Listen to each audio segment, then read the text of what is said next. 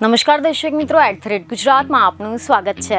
ભાજપના કદાવર નેતા કેન્દ્રીય મંત્રી પુરુષોત્તમ રૂપાલાને કોઈ પણ સંજોગોમાં ક્ષત્રિયો માફી આપવા માટે તૈયાર નથી, તો બીજી તરફ ભાજપ દ્વારા પણ ડેમેજ કંટ્રોલ કરવા માટે મથામણો ચાલુ છે, જેમાં ભાજપે અગાઉ ગોંડલના પૂર્વ ધારાસભ્ય જયરાજસિંહ જાડેજાને સમાજ અને ભાજપ વચ્ચે ચાલી રહેલા વિવાદ અંગે નિરાકરણ લાવવા માટે મેદાને ઉતાર્યા હતા। પરંતુ હવે ખબરો એવી સામે આવી રહી છે કે જયરાજસિંહ જાડેજાએ ક્ષત્રિય સમાજનું સંમેલન બોલાવીને રૂપાલાને માફી મંગાવી સમાધાન થઈ ગયું હતું તેવી જાહેરાત કરી। જો કે હવે આ મામલે પુરુષોત્તમ રૂપાલાની સાથે સાથે ક્ષત્રિય સમાજમાં ગોંડલના પૂર્વ ધારાસભ્ય જયરાજસિંહ જાડેજા સામે પણ આક્રોશ જોવા મળી રહ્યો છે। મીડિયા રિપોર્ટ અનુસાર એવી માહિતી સામે આવી છે કે આ મામલે ગિરિરાજસિંહ નામના એક યુવકે ગોંડલના પૂર્વ ધારાસભ્ય જયરાજસિંહ જાડેજા પર આક્રોશ વ્યક્ત કર્યો છે, જેમાં તેમને જણાવ્યું છે કે હું બહુ નાનો છું, પરંતુ હું જયરાજસિંહને કહેવા માંગતો નથી, કારણ કે આખા સમાજને ચેલેન્જ આપી છે।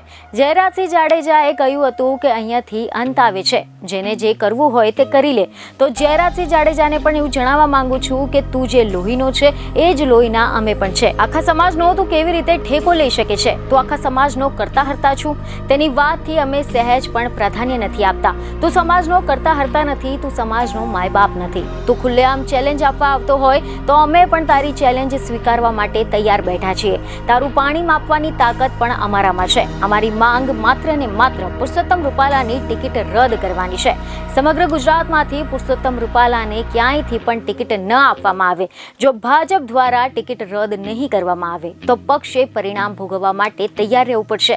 તમે જણાવી દઈએ કે રાજકોટ ખાતે પુરુષોત્તમ રૂપાલાએ આપેલા નિવેદન બાદ વિવાદ વકરતા ગોંડલના જયરાજસિંહ જાડેજા મેદાનમાં આવ્યા હતા।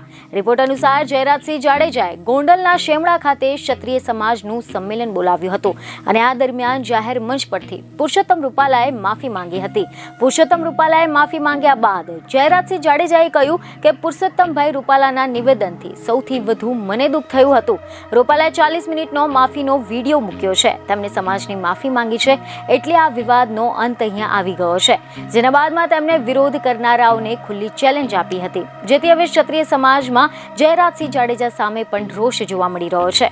બીજને ખબરો સાથે ફરી મળીશું। ધન્યવાદ।